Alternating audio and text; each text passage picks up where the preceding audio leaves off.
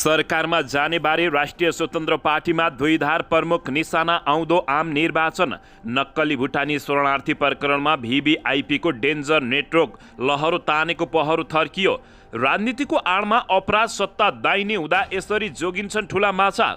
नयाँ र पुराना पार्टी बीचको फरक। सांसद ढाका कुमार श्रेष्ठको पद गयो। टोप बहादुर रायमाझीको जोगाउन केपी शर्मा ओलीको दौडधोप। नक्कली शरणार्थी प्रकरण र आर्थिक सङ्कट ओली सरकारको उपहार भएको मन्त्री किराँतीको भनाई। गठबन्धन दलमा कुनै समस्या छैन, सानातिना समस्या छलफलबाट समाधान हुने अध्यक्ष माधव कुमार नेपालको जिकिर। राष्ट्रिय स्वतन्त्र पार्टी सरकारमा अन्तत नजाने समर्थन फिर्ता आजै हुने। छोरो रुँदै हिरासतमा पस्दा आफू जोगिन पावर लगाउँदै टोप बहादुर रायमाझी। सरकारकै नेतृत्व गर्ने गरी सीके राउत र रवि लामिछाने बीच कार्यगत एकताको छलफल। माओवादी पदाधिकारी बैठकको निष्कर्ष नक्कली भुटानी शरणार्थी प्रकरणमा जोडिएका कसैलाई नछाडिने। उप प्रधानमन्त्री भइसकेको मान्छेलाई बीच बाटोमै समाउनु रहस्यमय भएको केपी शर्मा ओलीको दाबी। मन्त्री चयनमा पार्टीभित्रको सन्तुलन र समावेशी नभएको भन्दै काङ्ग्रेस पदाधिकारी बैठकमा देउबासँग भनाभन। गण्डकी प्रदेशका मुख्यमन्त्री पाण्डेले पाए विश्वासको मत। सानु भण्डारीको डायरीमा नेकपा एमालेका सचिव टोप बहादुर रायमाझीले 60 लाख रुपियाँ बुझेको टिपोट। राष्ट्रिय स्वतन्त्र पार्टीलाई सरकारमा भित्राउन प्रचण्डलाई सकस, यसकारण उपेन्द्र यादवको अब्जेक्सन। मधेस सरकारले गुलसन झा, अरिफ शेख र आसिफ शेखलाई 2 लाख रुपियाँ दिने। विदेशबाट आउने तरकारी र फलफुलको विषादी परीक्षण प्रतिवेदन पेश गर्न सर्वोच्च अदालतको परमादेश। महिलाको फोटो र भिडियो तोडमोड गरी टिकटकमा चरित्र हत्या गर्ने एकजना पक्राउ। नवनियुक्त स्वास्थ्य मन्त्रीको पहिलो निर्णय, देशभर विशेष कार्यक्रम सञ्चालन गर्ने। कार्यालय समयमा तास खेल्ने नगर प्रहरीलाई काठमाडौँ महानगरपालिकाले निलम्बन गर्दै। धेरैपछि दोहोरो अङ्कले बढ्यो नेप्से। र आज बुद्ध जयन्ती, पूजा आराधना एवं प्रवचन गरी मनाइँदै। अब हेर्नुहोस् पुरा समाचार।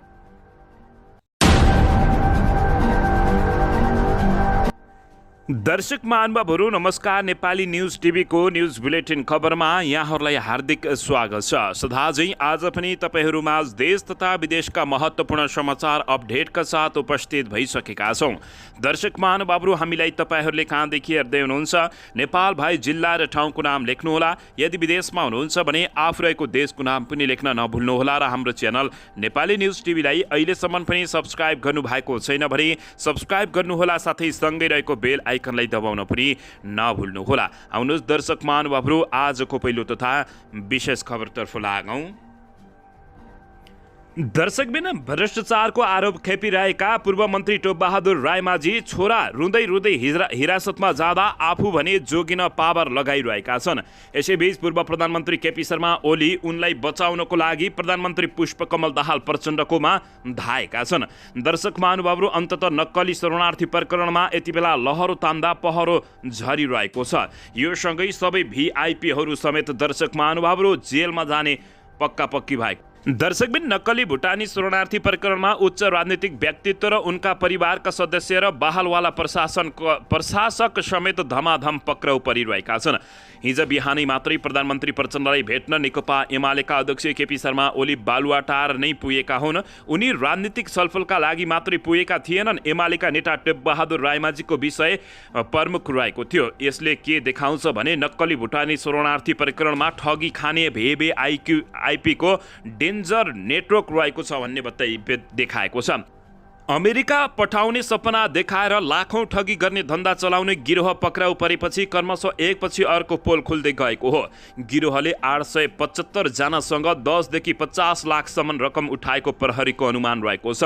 दर्शक महानुभावहरू, सरकारले तेस्रो मुलुक जान छुटेका भुटानी शरणार्थीको प्रमाणीकरणका लागि 2076 साल असार 29 गते पूर्व सचिव पन्थीको संयोजकत्वमा कार्यदल गठन गरेको थियो। त्यसको प्रतिवेदनको अनुसूचीमा नाम थपेर अमेरिका पठाइदिने भन्दै झापा, मोरङ, सुनसरी, कास्की, बागलुङ लगायतका जिल्लाका मानिसहरूबाट रकम असुली गरेको पाइएको अनुसन्धानमा खुलेको प्रहरीले जानकारी दिएको छ। भुटानी शरणार्थीका नाममा अमेरिका उडाउने भन्दै सर्वसाधारणबाट 10 लाखदेखि 50 लाखसम्म रुपियाँ असुल गरिरहेको भन्दै उजुरी परेपछि प्रहरीले यस विषयमा अनुसन्धान सुरु गरेको हो। दर्शकबिन यति बेला टोप बहादुर रायमाझीका छोरा रुँदै रुँदै जेल पस्दा आफू भनी जोगिन पावर लगाउँदैछन् र उनी सम्पर्कविहीन रहेको समेत जानकारी प्राप्त भएको छ। दर्शक महानुभावहरू, यस्ता र यी भ्रष्टाचारीहरूलाई कस्तो कारबाही हुनुपर्छ तपाईँहरूले अवश्य पनि प्रतिक्रिया दिन नभुल्नुहोला। राजनीतिको आडमा अपराध गरिँदैछ, सत्ता दाहिने हुँदा ठुला माछा यसरी जोगिन्छन् भन्ने केपी शर्मा ओलीले सप्रमाण देखाइदिएका छन्। केपी शर्मा ओली टोपबहादुर रायमाझीलाई बचाउन प्रधानमन्त्री कार्यालय नै पुगेका छन्। यसले के देखाउँछ भने दर्शक महानुभावहरू, यी भ्रष्टाचारी नेताहरू को कति छन् र कति कस्तो सङ्लो पानीमा छन् भन्ने छर्लङ्ग देखाइदिएको छ।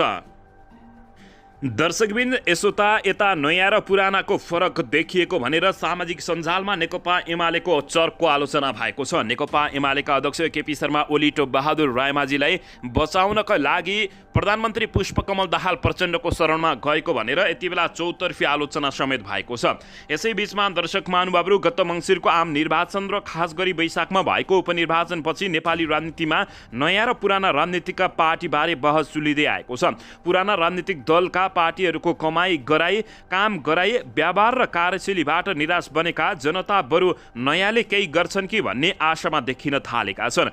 केही महिना अघि मात्रै उदाएको रवि लामिछानेको नेतृत्व राष्ट्रिय स्वतन्त्र पार्टी, रासपा सिके राउत नेतृत्वको जनमत पार्टी र रमेश चौधरीको नागरिक उन्मुक्ति पार्टी, रेशम चौधरीको नागरिक उन्मुक्ति पार्टीप्रति मतदाता आकर्षित हुन थालेका छन्। वैशाख 10 गते भएको उपनिर्वाचन अन्तर्गत चितवन 2 र तनहुँ 1 को परिणामलाई निहाल्दा पनि नयाँ पार्टीमाथि जनताको आशा र भरोसा बढेको आधारहरू भेटिन्छन्। भलै पुराना पार्टीहरूले नयाँलाई बर्खाको भेल खहरे जस्ता उपनाम दिइरहेका छन्, तर पुराना पार्टीहरू व्यवहार त नसचिने हो भने ती उपमा पुरानै पार्टीमा चरितार्थ हुन सक्ने देखिएको छ। दर्शक महानुभावहरू, सांसद रायमाझी भुटानी शरणार्थी प्रकरणमा मुछिएको घटनालाई कतिपय सर्वसाधारणले केही साता पहिले राष्ट्रिय स्वतन्त्र पार्टीका नेता ढाका कुमार सुरेशसँग जोडे तुलना गरिरहेका छन्। उपनिर्वाचनको पूर्व सन्ध्या अर्थात् चैत अन्तिम साता राष्ट्रिय स्वतन्त्र पार्टीका सांसद ढाका कुमार सुरेशले मन्त्री बन्न पार्टीलाई पैसा दिनुपर्ने भन्दै मेडिकल व्यवसायी दुर्गा प्रसाईसँग 2 करोड रुपियाँ मागेको अडियो सार्वजनिक भएको थियो। दर्शक महानुभावहरू, राष्ट्रिय स्वतन्त्र पार्टीले तुरुन्तै कारबाही गरेर 72 घण्टाभित्र स्पष्टीकरण सोधेर निलम्बन गरेको थियो। यसैमा यता भने केपी शर्मा ओली टोपबहादुर रायमाझीलाई बचाउन पुगेका छन्। दर्शक महानुभावहरू, टोपबहादुर रायमाझीलाई त्यसको ठिक विपरीत गम्भीर फौजदारी कसुरको आरोप लागेका आफ्नो पार्टीका सांसद तथा पदाधिकारीलाई जोगाउन पार्टी अध्यक्षले नै दौडधोप सुरु गरेका हुन्। नयाँ र पुराना पार्टी बीचको फरक सायद यही नै होला भनेर जनताहरू आक्रोशित बनेका छन्। दर्शक महानुभावहरू, टोपबहादुर रायमाझी अब अपराधी छैनन् र होइनन्, तिनलाई हातकडी लगाउनु पर्ने कुनै कारण छैनन् भन्ने केपी शर्मा ओली को हो भनेर यति बेला सामाजिक सञ्जालमा प्रश्न समेत उठेको छ। यसबारे तपाईँहरूले के भन्न चाहनुहुन्छ? प्रतिक्रिया दिन नभुल्नुहोला। दर्शकबिन, यसैबीच आउनुहोस् अर्को समाचारतर्फ लागौँ। अन्ततः राष्ट्रिय स्वतन्त्र पार्टी सरकारमा नजाने र समर्थन फिर्ता लिने घोषणा गर्ने भएको छ। राष्ट्रिय स्वतन्त्र पार्टी रासपा सरकारमा नजाने भएको छ। उपचुनावपछि प्रधानमन्त्री पुष्पकमल दाहाल प्रचण्डले राष्ट्रिय स्वतन्त्र पार्टीलाई सरकारमा सहभागी गराउन प्रयत्न गरे तापनि सफल नहुने भएको हो। सभापति रवि लामिछानेलाई बोलाएर प्रधानमन्त्री दाहालले साबिकै गृहमन्त्रीसहित उपप्रधानमन्त्री दिने र अरू 2वटा मन्त्रालय लिएर सरकारमा आउन आग्रह गरेका छन्। तर राष्ट्रिय स्वतन्त्र पार्टीभित्र सरकारमा जान नहुने मत बलियो गरेर उठेकाले शुक्रबार बस्ने अर्थात् आज बस्ने केन्द्रीय समितिको बैठकले औपचारिक निर्णय लिने एक नेताले जानकारी दिएका छन्। ती नेताले भने सरकारमा जान नहुने पक्षमा हामीभित्र बलियो मत निर्माण भएको छ, जसले तत्कालमा सरकारमा नजाने सम्भावना टर्यो। नजाने सम्भावना टर्यो, भोलि निर्णय हुन्छ उनले आज बताएका हुन्। सोमबार बसेको केन्द्रीय समिति बैठकले सरकारमा पार्टीको सहभागिताबारे विषयमा प्रवेश गराएर शुक्रबार निर्णय लिने भन्दै उठेको थियो। समर्थकहरूले पनि राष्ट्रिय स्वतन्त्र पार्टी नेताहरूलाई सरकारमा सहभागी नहुन दबाब दिएका छन्। सरकारमा गए बदनाम भइने भन्दै जिल्लाबाट नेताहरूलाई फोन आउने गरेको छ।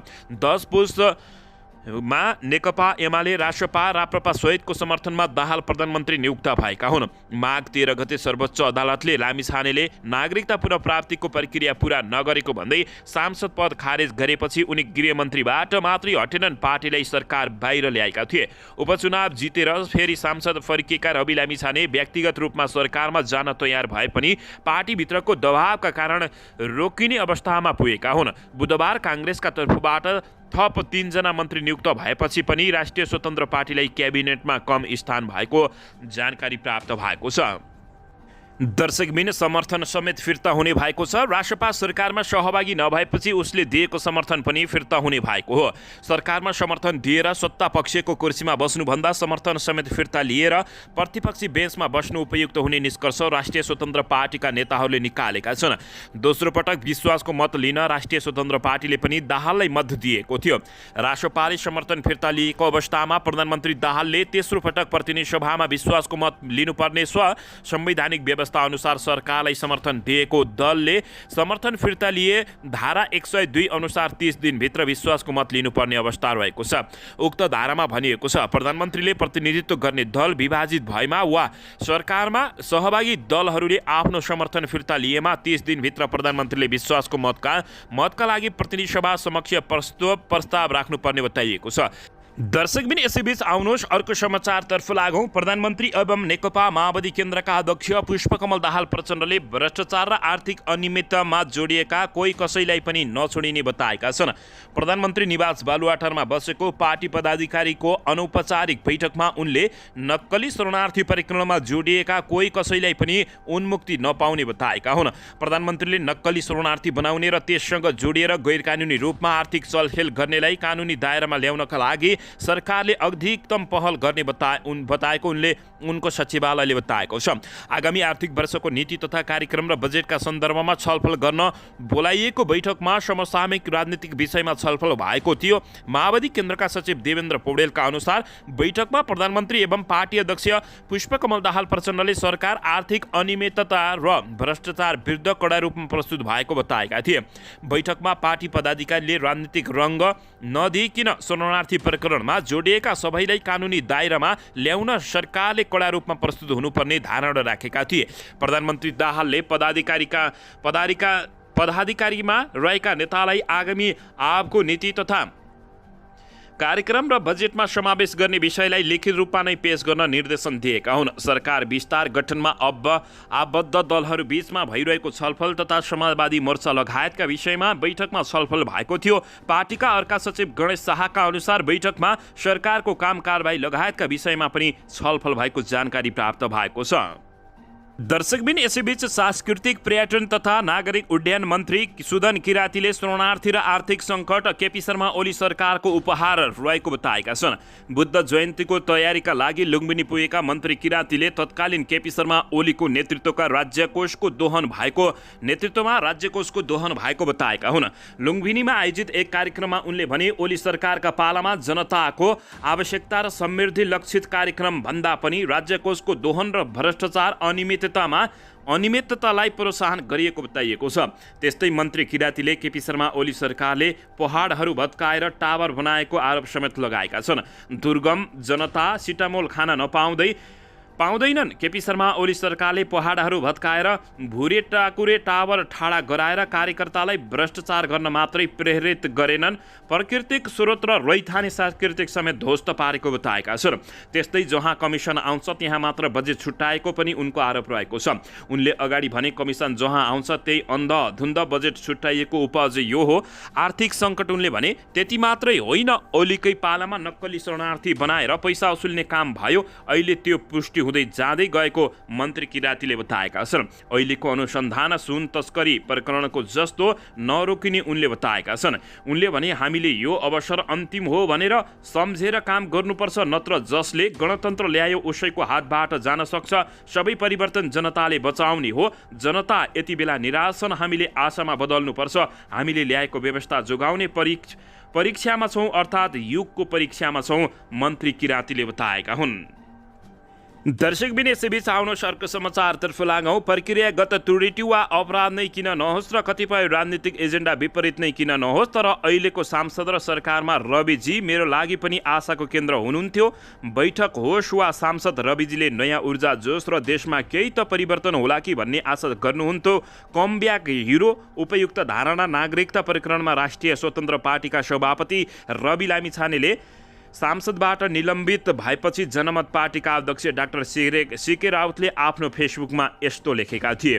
दर्शकबिन अन्ततः यस बीचमा सरकारकै नेतृत्व गर्ने गरी सीके राउत र रवि लामिछाने बीच कार्यगत एकता भएको छ। जनमत पार्टीका अध्यक्ष सीके राउतको यस्तो अभिव्यक्तिपछि राष्ट्रिय स्वतन्त्र पार्टीका सभापति रवि लामिछाने चितवन पुगेर भने म त चाहन्छु डाक्टर सीके राउतको नेतृत्वमा सरकार बनोस्, मधेसले पाओस्, मेरो समर्थन छ, मधेसले पाओस् न प्रधानमन्त्री म तयार छु, तर सङ्ख्याले दिँदैन नि। अफकोर्स नो नट अगेन, हामी अहिले पनि नो नट अगेन भनिरहेका छौँ, रवि लामिछानेले भनेका हुन्। रवि र सीके राउतका यी अभिव्यक्तिले उनीहरू बीचको सम्बन्धलाई केही हदसम्म उजागर गरेको छ। चितवनमा उपचुनाव जितेर आएपछि प्रधानमन्त्रीमा रवि लामिछानेको चर्चा सुरु भएसँगै यी दुई नेताहरूको बीचमा भेटभाट बाक्लिएको छ। जनमत पार्टीका नेता डाक्टर शरद यादवले दुई पार्टीको बीचमा कार्यगत एकता गर्ने मौखिक सहमति भएको जनाएका छन्। राजनीतिको हरेक मोडमा एक अर्कालाई सहयोग गर्ने सहमति भएको समेत उनको भनाइरहेको छ। दर्शकबिन संसदीय राजनीतिमा राष्ट्रिय स्वतन्त्र पार्टी र जनमत पार्टी नयाँ हुन्। यी दुवै पार्टीले पुराना राजनीतिक दलको आलोचना गर्दै आएका छन् भने एक अर्का विरुद्ध कहिल्यै अभिव्यक्ति दिएका छैनन्, बरु सङ्कटको समयमा एक अर्कालाई साथ दिँदै आएको देखिएको छ। राष्ट्रपतिको उपराष्ट्रपतिको चुनावमा लोकतान्त्रिक समाजवादी पार्टी र नागरिक उन्मुक्ति पार्टीले साथ छाडे पनि रवि लामिछानेको राष्ट्रिय स्वतन्त्र पार्टीले जनमत पार्टीलाई साथ दिएको थियो। उपराष्ट्रपति चुनावका लागि जनमत पार्टी, नागरिक उन्मुक्ति पार्टी र लोसपा बीच गठबन्धन बनेको थियो। उपराष्ट्रपतिमा जनमत पार्टीबाट ममता झालाई सो गठबन्धनले साझा उम्मेद्वार समेत बनाएको थियो। अन्ततः यी दुई पार्टी मिल्ने देखिएको छ। दर्शकबिन यसैबीच यता नेपाली काङ्ग्रेसका सभापति शेरबहादुर देउवाले सरकारमा मन्त्री पठाउँदा एकलौटी गरेको भन्दै पार्टीमा असन्तुष्टि बढेको छ।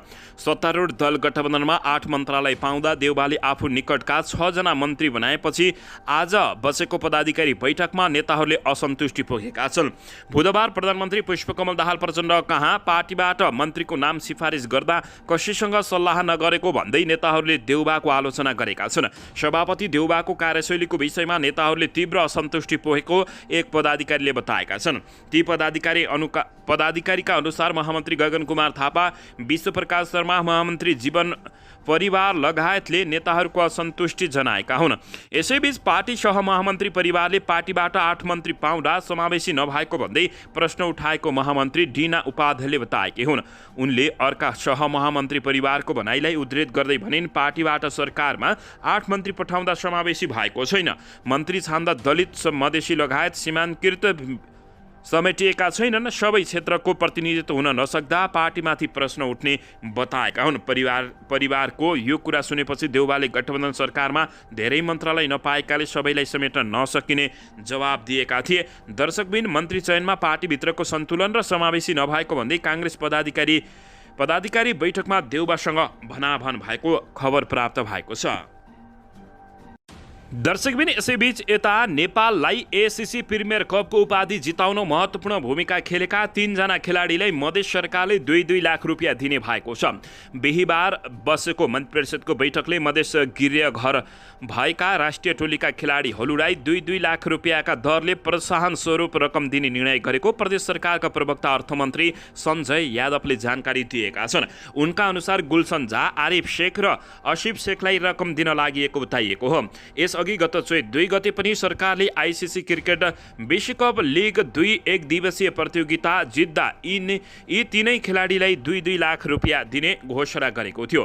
दर्शक महानुभावहरू, अन्ततः शानदार तरिकाले यी सबै खेलाडीहरूले भारतसँग खेल्नको लागि यति बेला सिलेक्ट भएका छन्।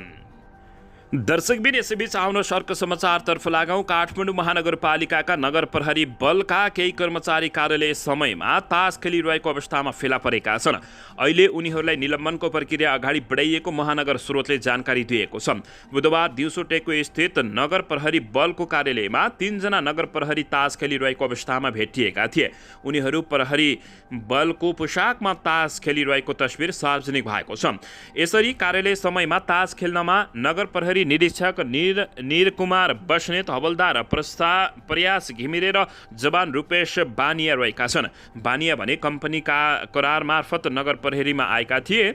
उनलाई फिर्ता पठाउने तयारी भएको स्रोतले जानकारी दिएको छ। अहिले अन्य व्यक्तिलाई पनि छानबिनको दायरामा ल्याइएको छ। अन्य पनि संलग्न रहेको पाइएमा उनीहरूलाई कारबाही गर्ने तयारी भएको महानगर स्रोतले जानकारी दिएको छ। निलम्बनमा परेका हवलदार प्रयास घिमिरे, उपमेयर सुनिता डङ्गोलका पूर्व पिओसो समेत रहेको जानकारी प्राप्त भएको छ। दर्शक महानुभावहरू, यसैबीच यता विदेशबाट आउने तरकारी र फलफुलको भिसादी परीक्षण प्रतिवेदन पेश गर्न सर्वोच्च अदालतले परमादेश दिएको छ। सर्वोच्च अदालतले 2 महिनाभित्र भारत लगायतका देशबाट आउने तरकारी र फलफुलको भिसादी परीक्षण गरी अदालतमा प्रतिवेदन पेश गर्न परमादेश जारी गरेको छ। न्यायाधीश द्वय सुषमालात माथिमा र नकुल सुवेदीको इजलासले बिहिबार उक्त आदेश दिएको जानकारी प्राप्त भएको छ। दर्शक महानुभावहरू, अदालतले उक्त विषयमा 4 बुँदे निर्देशन समेत दिएको छ।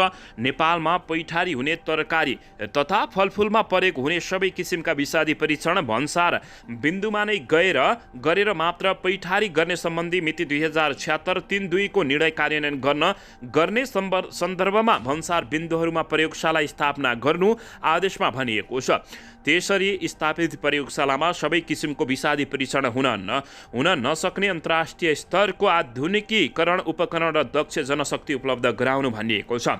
उपभोक्ता हित संरक्षण मञ्चका तर्फबाट विष्णु प्रसाद तिमल सिन्हाले दायर गरेको रिट निवेदनमाथिको सुनवाईपछि उक्त आदेश गरिएको हो।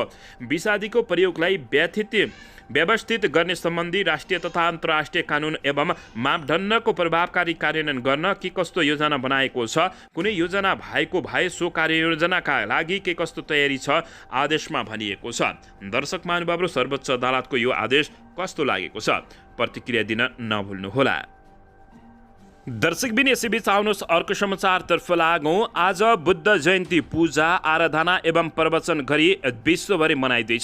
शान्तिका अग्रदूतका रूपमा विश्वमा परिचित सिद्धार्थ गौतमको 2567औं जयन्ती आज भगवान विष्णुको नव अवतारका रूपमा जन्म लिएका बुद्धको पूजा आराधना एवं प्रवचना गरी मनाइँदैछ। प्रत्येक वर्ष वैशाख शुक्ल पूर्णिमाका दिन बुद्ध जयन्ती मनाइन्छ।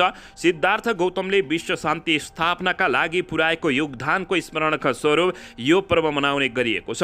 बुद्धको जन्म, ज्ञान प्राप्ति,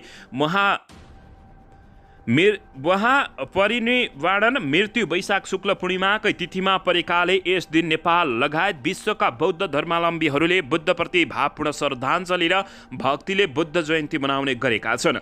अहिंसा नै शान्ति र मैत्रीको आधारशीलता हो। यस्ता अनेकौं काल जय सन्देशका वाचक वाहक भगवान गौतम बुद्धको 2567औं जयन्ती शान्तिको कामना गर्दै आज देशभर मनाउन लागि छ। बौद्ध धर्मावलम्बीले चैत्य गुम्बा बिहार लगायत स्थलमा लामा एवं बौद्ध धर्मगुरु बसेर परम्परादेखि हुँदै आएको पूजाआजा लगायत विधि पूजा गरिँदै मनाइएको छ। आम मानिसलाई बेलुकी घरमा दीपावली गरेर बुद्ध जयन्ती मनाउने समेत सरकारले आह्वान गरेको छ। यस अवसरमा लुम्बिनी, स्वयम्भू बौद्ध लगायत स्थलमा विविध कार्यक्रम आयोजना गरी बुद्ध जयन्ती मनाउने परम्परा रहेको छ। दर्शक महानुभावहरू, सबैलाई बुद्ध जयन्तीको अवसरमा शुभकामना छ। दर्शकबिन यसैबीच आउनुहोस् अर्को समाचारतर्फ लागौँ। यो हप्ता लगातार ओह्रालो लागेको शेयर बजार आज कारोबारको अन्तिम दिन दोहोरो अङ्कले बढेको छ। शेयर बजार परिसूचक नेप्से आज 12.73 अङ्कले बढेर 1869.73 बिन्दुमा उक्लिएको छ। आज सबै समूहको शेयर भाउ उकालो लागेको छ। बजारसँगै कारोबार रकममा पनि सामान्य सुधार आएको बताइएको छ। हिजो बुधबार 62 करोड रुपियाँको कारोबार भएकोमा आज 267 वटा कम्पनीका 25,33,000 किता शेयर 73 करोड 26 लाख रुपियाँमा कारोबार भएको छ। सबैभन्दा धेरै शिवम सिमेन्टको 2 करोड 21 लाख रुपियाँको शेयर किनबेच भएको जानकारी प्राप्त भएको छ।